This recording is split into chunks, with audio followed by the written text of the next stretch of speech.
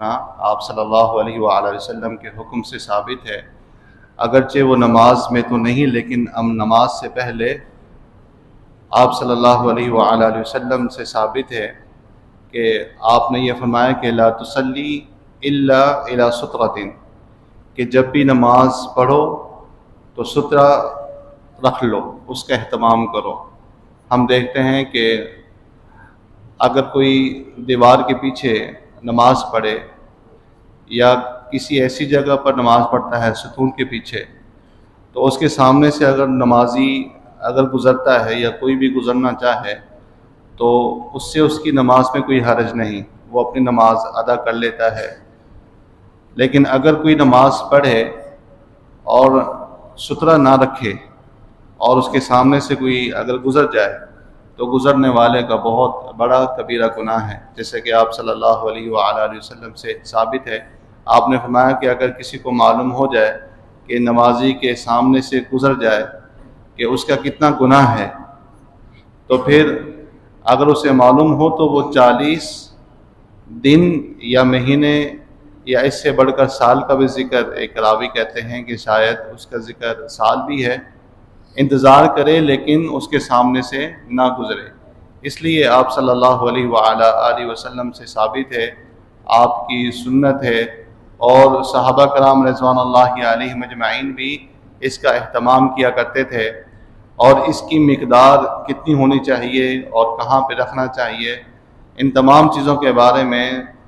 احادیث کے اندر اس کی تفصیل موجود ہے۔ آپ صلی اللہ علیہ وآلہ وسلم خصوصی طور پر جب سفر میں ہوتے تو آپ کے پاس جو چیز یا نیزہ یا کوئی چیز ہوتی تو آپ اسے رکھ لیتے، اسے گاڑ لیتے زمین کے اوپر، اور پھر چاہے کوئی بھی گزرنا چاہے تو گزر سکتا تھا۔ یہی آپ صلی اللہ علیہ وآلہ وسلم کا حکم ہے، اور صحابہ کرام رضوان اللہ علیہم اجمعین بھی اسی طرح کیا کرتے تھے۔ مسجد الحرام کے اندر انس رضی اللہ تعالیٰ عنہ سے ثابت ہے کہ جب مسجد میں تشریف لاتے تو وہ سترہ رکھتے اور پھر نماز پڑھتے تھے، اور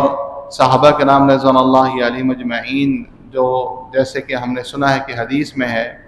وہ جو مغرب کے متعلق جس میں آپ صلی اللہ علیہ وآلہ وسلم کا ارشاد مبارک ہے کہ اذان کے بعد 2 رکعت نماز پڑھنی چاہیے، اس میں اس بات کا بھی ذکر ملتا ہے کہ صحابہ کرام رضوان اللہ علیہم اجمعین کانوا یبتدرون السواری، کہ ہر صحابی جو ہے اس بات کی کوشش کرتا کہ کوئی ایک ستون کے پیچھے جو ہے وہ نماز پڑھے۔ آپ صلی اللہ علیہ وآلہ وسلم کے بارے میں ایک مرتبہ یہ بات بھی حدیث کے اندر ذکر ہے کہ آپ نماز پڑھتے، اور ایک مرتبہ آپ نے نماز پڑھی تو نماز کے دوران ہی بکری کا بچہ جب آگے گزرنے لگا تو آپ نے اسے گزرنے نہیں دیا، جائے کہ کوئی ذی شعور آدمی سامنے سے گزرے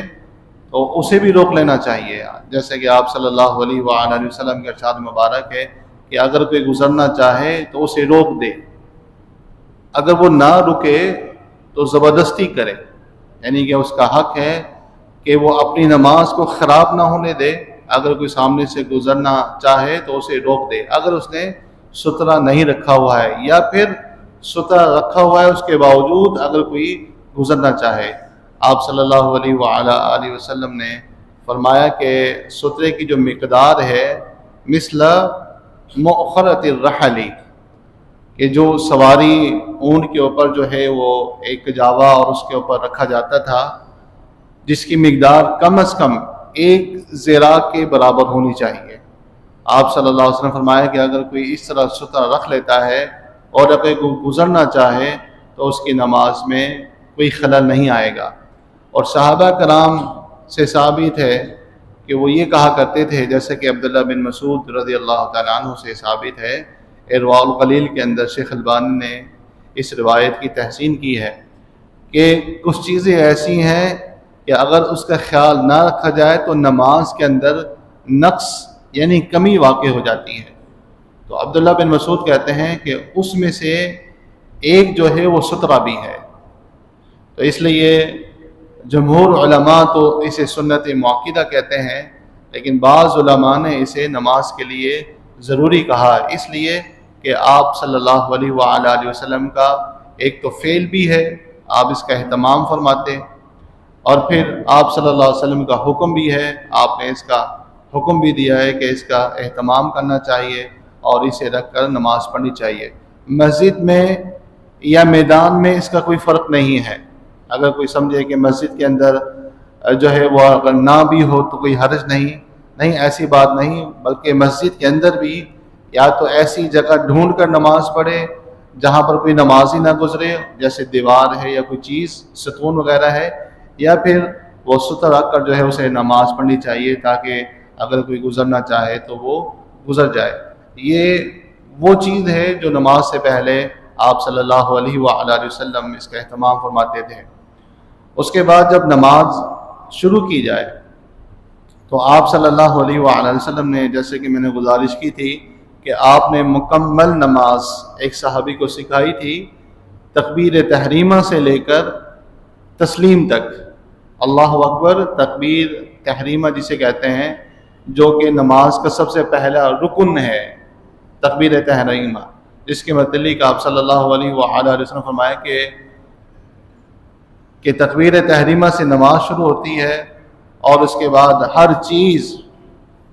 اس کے اوپر، نمازی کے اوپر جو ہے وہ حرام ہو جاتی ہے۔ وہ تحلیلها التسلیم، یہاں تک کہ وہ السلام علیکم نہ کہتے اپنی نماز کو ختم نہ کر لے۔ تو آپ نے جس صحابی کو نماز سکھلائی تھی، اور خود بھی آپ صلی اللہ علیہ وسلم سے اور صحابہ کرام رضوان اللہ علیہم اجمعین سے بھی ثابت ہے کہ جب بھی نماز شروع کرتے تو اللہ اکبر کہہ کے نماز شروع کرتے۔ اس کا مطلب یہ ہے کہ اگر کوئی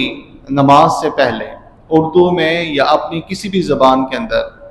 وہ نیت زبان سے ادا کرتا ہے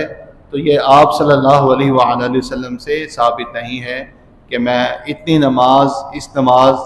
امام کے پیچھے اور اتنی رکعت ادا کر رہا ہوں۔ یہ آپ صلی اللہ علیہ وآلہ وسلم کا طریقہ نہیں تھا، نہ صحابہ کرام رضوان اللہ علیہم اجمعین نے اس طرح کیا ہے، اور نہ اس کی تعلیم ملتی ہے اور نہ ہی اس کا کوئی ثبوت ملتا ہے۔ نماز کی جو شروعات ہے، نماز کی جو ابتدا ہے، وہ اللہ اکبر کے ساتھ ہے، جسے تکبیر تحریمہ کہتے ہیں۔ آپ صلی اللہ علیہ وآلہ وسلم نے نمازی کو بھی، جو صحابی ہیں، ان کو جب نماز سکھائی تھی تو آپ نے فرمایا تھا کہ استقبل القبلہ، قبلہ رخ کھڑے ہو جاؤ، وکبر، اور پھر تکبیر کہو، یعنی کہ اللہ اکبر۔ اس کے بعد آپ صلی اللہ علیہ وآلہ وسلم جو ہے وہ نماز کی ابتدا ہو جاتی ہے۔ اس کے بعد آپ صلی اللہ علیہ وسلم نے ہاتھ اٹھائے اور کہاں پر رکھے، کیا پڑھا، انشاءاللہ اب یہ اس کی موضوع پر ہماری بات چلتی رہے گی۔ اللہ سبحانہ و تعالی سنت کے مطابق نماز پڑھنے کی توفیق عطا فرمائے۔ سبحان ربک رب العزۃ عما یصفون وسلام علی المرسلین والحمد للہ رب العالمین۔